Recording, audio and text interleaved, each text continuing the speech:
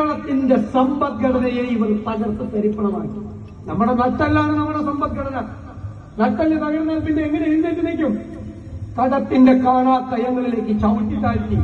അടുത്ത മാസം പിണറായി വിജയൻ ഭരണത്തോട് സലാം പറയുമ്പോൾ നിങ്ങൾ അറിയണം, 6 ലക്ഷം കോടി രൂപയുടെ കടബാധ്യത മലയാളികൾ തലയിൽ കെട്ടിവെച്ചിട്ടാണ് പോകുന്നത്.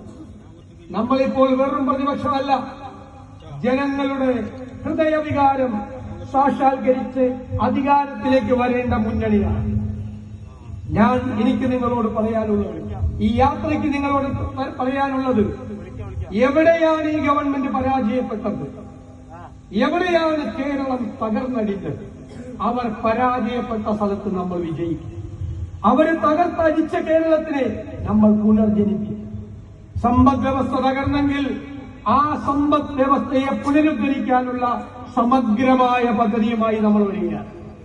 മികച്ച ധനകാര്യ മാനേജ്മെന്റ്, മികച്ച നികുതി ഭരണ സംവിധാനം, ഖജനാവിലെ ചോർച്ചയടക്കും, സമ്പദ് വ്യവസ്ഥയെ ഉത്തേജിപ്പിക്കും. നമ്മളിപ്പോൾ പൂച്ചപ്പെട്ട് കിടക്കുന്ന കേരളത്തിലെ ഖജനാവ് നമ്മൾ നിറയ്ക്കും. ഖജനാവ് നിറയ്ക്കേണ്ടതൊരു ഗവൺമെന്റിന്റെ ഉത്തരവാദിത്തമാണ്.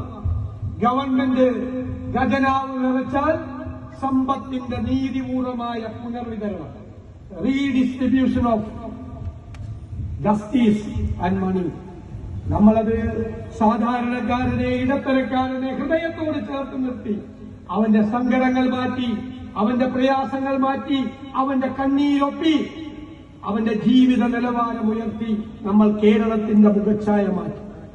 കഴിഞ്ഞ 2 കൊല്ലക്കാലമായി കഠിനാധ്വാനം ചെയ്ത്, ഗവേഷണ തുല്യമായ ഗ്രഹപാഠം ചെയ്ത് വലിയ പദ്ധതികളുമായിട്ടാണ് UDF വരുന്നത്. ഞാൻ അഭിമാനത്തോടെ പറയുന്നു, കേരള രാഷ്ട്രീയത്തിൽ തെരഞ്ഞെടുപ്പിന് മുമ്പ് ഒരു മുന്നണിയും ചെയ്യാത്ത മുന്നൊരുക്കത്തോടുകൂടി കേരളത്തിലെ ജനങ്ങളോട് ഈ കേരളത്തെ എങ്ങനെ രക്ഷിക്കാം എന്ന വാക്കുമായും പദ്ധതിയും, വെറും മാനിഫെസ്റ്റോയല്ല, മാനിഫെസ്റ്റോയൊക്കെ വിശ്വാസ്യത തകർന്ന ഡോക്യുമെന്റുകളായി ഇപ്പോൾ. അതൊക്കെ ഉണ്ടായിക്കോട്ടെ, പക്ഷേ ഇത് കോൺക്രീറ്റ് പ്രോജക്റ്റുകളാണ്, വിഷനാണ്. ഉദാഹരണം, കേരളം, ആരോഗ്യ കേരളം വെന്റിലേറ്ററിലാണ് എന്ന് നമ്മൾ പറഞ്ഞു, ഇല്ലേ? സത്യമല്ലേ?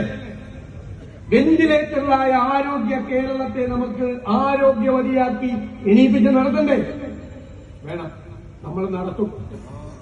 നമ്മൾ 9 മാസം മുമ്പ് ഒരു ഹെൽത്ത് കമ്മീഷനെ നിയമിച്ചു. 300 ഡോക്ടർമാരുടെ ഹെൽത്ത് കോൺക്ലേവ് നടത്തി. പ്രതിപക്ഷമാണെന്ന് ഓർക്കണം. അവർ 600-ലധികം ഡോക്ടർമാരുമായി ആശയവിനിമയം നടത്തി. രാജ്യത്തിനകത്തും പുറത്തുമുള്ളവർ.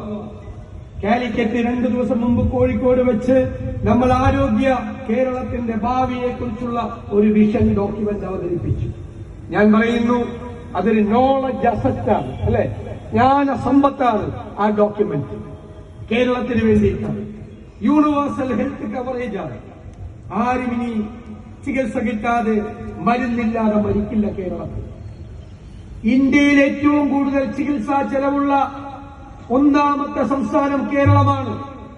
ആ ചികിത്സാ ചെലവ് ആദ്യഘട്ടത്തിൽ നമ്മൾ പകുതിയായി കുറയ്ക്കും, 2ാം ഘട്ടത്തിൽ 1/3 കുറയ്ക്കും. സ്ത്രീകൾക്കും കുട്ടികൾക്കും പ്രത്യേക ആശുപത്രി, മുതിർന്നവർക്ക് അവർക്ക് വേണ്ടിയ സംവിധാനം. കേരളത്തിന് വയസ്സാവുകയാണ്, പ്രായം, ആയുർദൈർഘ്യം കൂടുകയാണ്. ജെറിയാട്രിക് കെയർ ഉൾപ്പെടെയുള്ള സംവിധാനങ്ങൾ. ഞാൻ വിശദാംശങ്ങൾ പറയുന്നില്ല, പക്ഷെ ഒരു കാര്യം, അത് കേരളത്തിൽ നടപ്പിലാകുമ്പോൾ